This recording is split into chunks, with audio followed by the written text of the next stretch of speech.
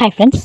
இன்றைக்கி ஒரு அழகான ஒரு ரொட்டீன் விளாகில் தான் இன்றைக்கி உங்களை நான் பார்க்கலாம் அப்படின்னு வந்திருக்கேன். ரொம்ப நாள் கழித்து வீடியோ ஷேர் பண்ணுறேன் அப்படின்னு நினைக்கிறேன். அதுக்கு முன்னாடி நம்ம சேனலை சப்ஸ்கிரைப் பண்ணாமல் நிறைய ஃப்ரெண்ட்ஸ் பார்த்துட்ருக்கீங்க.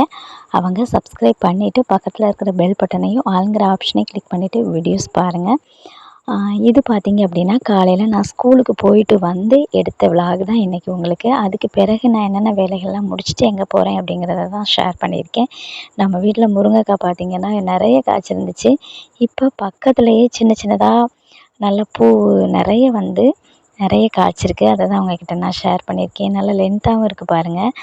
அதே மாதிரி பப்பாளி பழமரம் குட்டியாக காமிச்சிருந்தேன் பார்த்திங்களா, இப்போ நல்லா பெருசாகிருச்சு, காயுமே விட்டுருச்சு.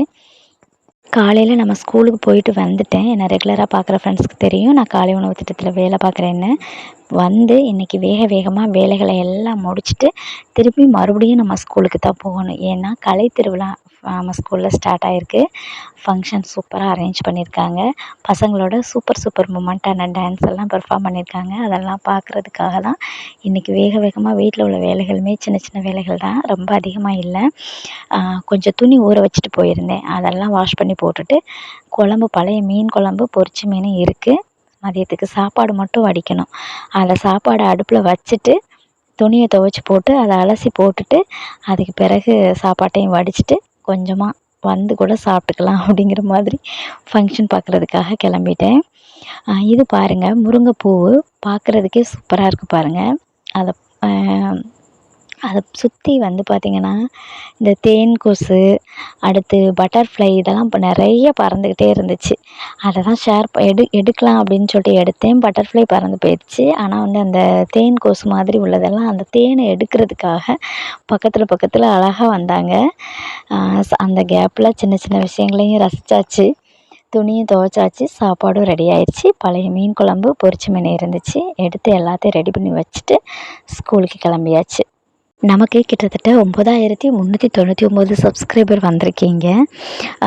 ரொம்ப ஹாப்பியாக இருக்குது. இன்னும் ஒரு சப்ஸ்கிரைபர் வந்தால் 9400 சப்ஸ்கிரைபர்.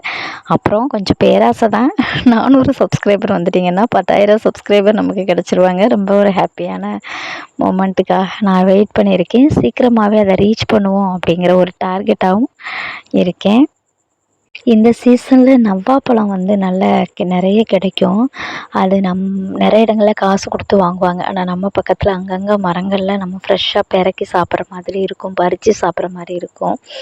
அது ஹஸ்பண்ட் எடுத்துகிட்டு வந்திருந்தாங்க பக்கத்தில் இருந்து. செம்ம டேஸ்ட்டு. உட்காந்து ரசித்து சாப்பிட்டுட்டு இருந்தேன். அப்புறம் ஸ்கூலுக்கு கிளம்பியாச்சு. இது என்னோடய பையன் ஸ்பீச் பார்க்குறீங்க.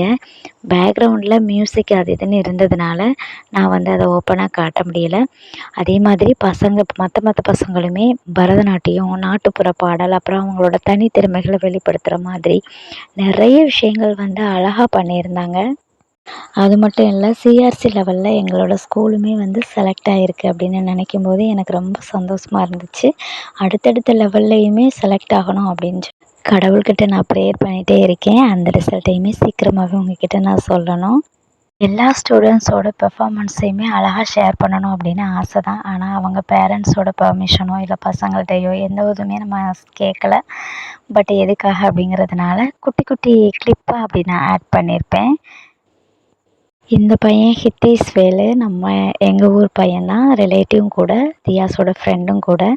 அந்த நேரத்தை பற்றி ரொம்ப அழகாக பேசியிருந்தாங்க. உண்மையாகவே எனக்கு அந்த கேட்டுட்டு இருந்த அந்த நிமிஷத்தில் இருந்து ஒரு சில நேரங்கள் என்ன நானே நேரத்தை வீணாக்குனா கூட அந்த வரிகள் என்னை இந்த சின்ன வயசில் அந்த அழகான வரிகளை உள்வாங்கி ஒரு மாணவராக இருக்கட்டும், ஒரு தொழில் செய்கிறவங்களாக இருக்கட்டும், ஒரு தனி மனிதனாக இருக்கட்டும், நேரம் அப்படிங்கிறது எந்த அளவுக்கு முக்கியமானது, திரும்பி யாருக்குமே அது கிடைக்கவும் முடியாத ஒரு விஷயம், எந்த அளவுக்கு அது நமக்கு தேவை அப்படிங்கிறத அவ்வளவு அழகாக எக்ஸ்பிளைன் பண்ணியிருந்தான். மொபைலில் ஆடியோ குவாலிட்டி கிளியராக இல்லாதனால என்னால் இப்போதைக்கு அதையும் ஷேர் பண்ண முடியல. சூப்பராக ஃபங்க்ஷன் முடிச்சுட்டு வீட்டுக்கு வந்தாச்சு.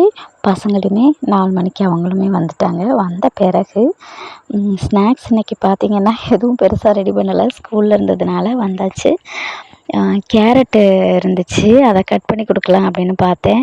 அவன் இல்லை சின்னது வேமா எனக்கு நானே துருவி சாப்பிட போகிறேன்னு சொல்லி வாங்கி அவங்களா என்னமோ பண்ணிகிட்ருந்தாங்க.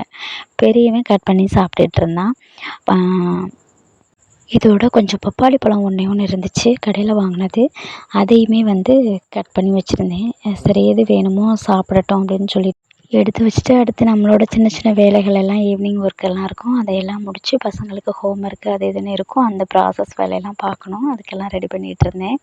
பூ எடுத்து கட்டணும். திருப்பி மறுபடியும் சாயந்தரம் போல் ஃபுல்லாக வீடெல்லாம் கூட்டணும். மதியம் நான் சாப்பிட்டுட்டு போட்ட பாத்திரங்கள்லாம் கழுவணும். அந்த வேலைகள்லாம் நமக்கு அடுத்திருக்கும். இன்றைக்கி நைட்டு எனக்கு டிஃபன் வேணும் அப்படின்னு சொல்லிட்டு பெரியவன் உடனே சொல்லிட்டான். எப்படியும் மாதத்துல ஒரு நாளாவது கடையில் ஏதாவது அவங்களுக்கு வாங்கி கொடுப்போம். அதில் அவனுக்கு ரொம்ப பிடிச்சது பரோட்டா ரொம்ப பிடிக்கும். சரி அப்படின்னு சொல்லிட்டு அதையுமே வாங்கலாம் அப்படின்னு சொன்னனால எனக்கு நைட்டு டிஃபன் பண்ணுற வேலை இன்றைக்கி இல்லை. அதனால் இன்றைக்கி டிஃபன் கடையில் வாங்கி சாப்பிடலாம்னு நினச்சி முடிவு பண்ணியாச்சு. சால்னா வாங்கும்போது எப்பயுமே எக்ஸ்ட்ரா ஒரு பார்சல் சேர்த்து வாங்கிட்டு வந்துடுவாங்க. ஏன்னா நம்ம ரெகுலராக வாங்குகிற கடையில் வாங்குறனால அதை திருப்பி காலையில் நம்ம ஏதாவது டிஃபன் பண்ணும்போது, ஏன்னா மேக்ஸிமம் வெள்ளிக்கிழமை போல் தான் பசங்களுக்கு கடையில் டிஃபன் வாங்குவேன். அப்போ சனிக்கிழமை காலையில் எந்திரிச்சு நம்ம தோசையோ இட்லியோ சப்பாத்தியோ போடும்போது அந்த சால்னாவை யூஸ் பண்ணிக்கிடுவேன். சூடு பண்ணி ரொம்ப நல்லாயிருக்கும். நமக்கு அந்த சால்னா வைக்கிற வேலை கொஞ்சம் சைடிஷ் வைக்கிற வேலை மிச்சம். காலையில் இது நைட்டு 10 மணி எல்லோரும் நல்லா தூங்கிட்டாங்க. சாப்பிட்டுட்டு மிச்சம் வச்சுருந்தது பாருங்கள், எனக்காக வச்சுருந்தது. இது அவங்க சாப்பிட்டுட்டு வச்சது. அதெல்லாம் சாப்பிட்டுட்டு அடுத்து பூ கட்டுற வேலை இருக்கும்.